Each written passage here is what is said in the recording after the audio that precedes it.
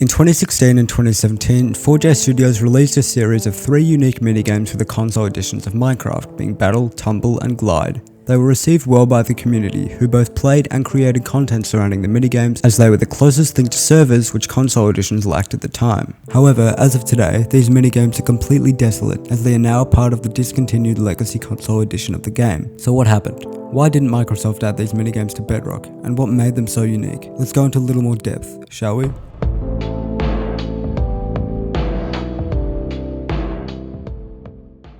On the 10th of June 2016, Mojang announced the release of a minigame specifically for console editions, and after just 11 days, Battle was released. Although similar to the wildly popular survival games by nature, Battle offered a plethora of unique differences such as a 15-second grace period, refilling chests, the ability to remove all items from a chest at once, and several others.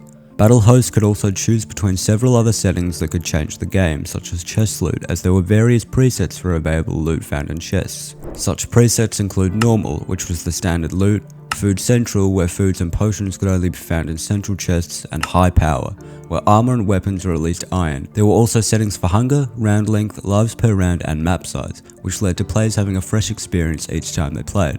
As of March 2017, 21 maps were available to play, with 5 unique battle map packs, including Festive, Halloween, and Fallout maps. Out of the 3 minigames, Battle was the most popular with the player base and received the most amount of attention on YouTube, with various console creators such as Stampy posting videos playing the minigame with friends.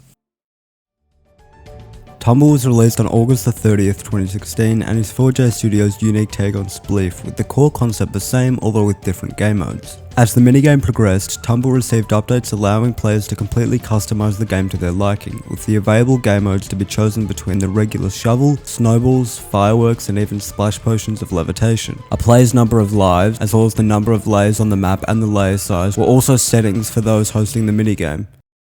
Glide was the 3rd and final installment from 4J Studios, and although they hinted towards the 4th minigame surrounding building, it never happened. Glide was a completely unique minigame and utilised the newly added Elytra. Players would race each other to the finish line of a lengthy track with various checkpoints throughout. The minigame came with 2 different game modes. Time Attack scored players based on the fastest time to complete the track, whereas Score Attack scored players as they flew through various hoops found throughout the track, with green rings awarding 3 points, yellow rings giving 5 points, and blue rings with 7 points. Glide matches are split between 3 rounds, with the winner being the player with the fastest or highest score from any of the 3 rounds. Each player has 3 hearts of health, with 1 being lost when hitting any wall and all 3 lost when hitting the ground. However, after dying, players simply respawn at the last checkpoint they crossed. A notable thing about Glide is that it's the only minigame that can be played solo, with a ghost of the player's best time or score racing alongside beside them, which encourages players to improve on their time and offers a challenge when playing alone. In terms of DLCs, Glide offered 4 packs as 3 maps were available for anyone to play, whereas 9 maps were unlocked through DLCs. Okay, enough about the minigames themselves. Why were the console versions discontinued?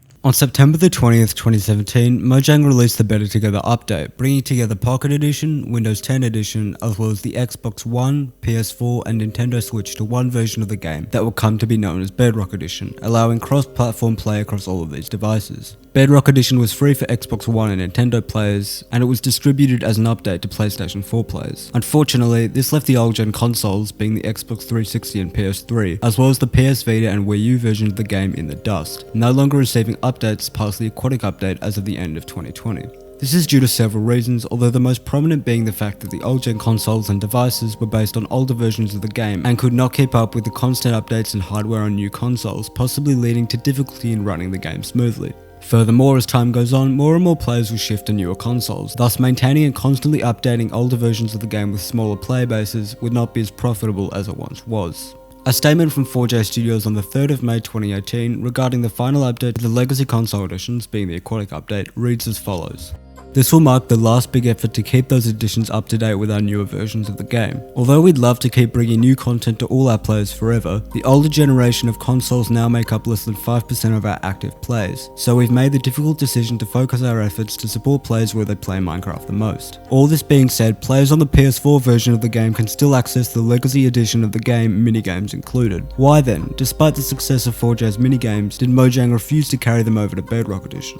Well, there's a few answers, the most obvious being that Bedrock Edition has servers, which were not available on legacy console editions of the game. Mojang must have figured that players would prefer the many more minigames found on servers such as the Hive and Mineplex to the only 3 minigames offered by console editions. Furthermore, the console minigames were specifically developed for the console versions of the game, thus would not be fully compatible with the Bedrock Edition code, and porting the minigames over would take a lot of resources and time.